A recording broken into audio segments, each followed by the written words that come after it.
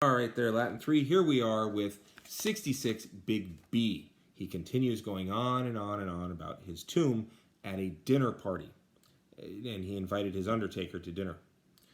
I ask you to make some ships on my tomb as well, going along under full sail, and me sitting up on the tribunal in a bordered toga with 5 golden rings, and pouring a sack of coins out for the public. Because you know full well that I gave a feast once for 2 denarii a person.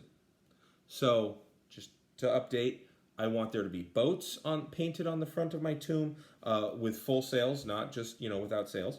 And I'm sitting on a judge's chair, essentially.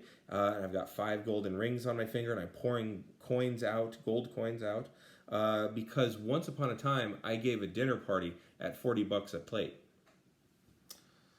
Let a dining room also be made if it seems like a good idea to you.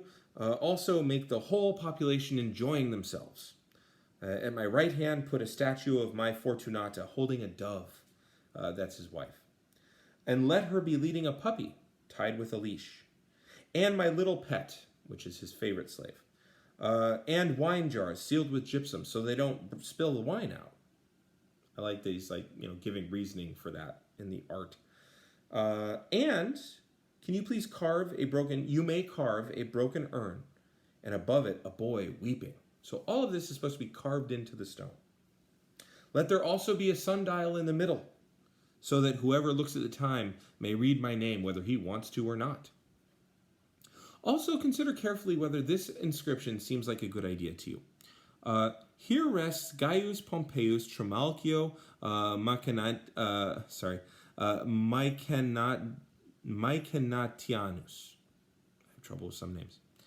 A sevirate was decreed for him in his absence. In other words, he was elected to public office in his absence.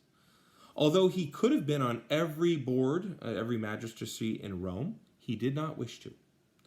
Loyal, brave, faithful, he grew from small beginnings and left 30 million sesterces and never listened to a philosopher.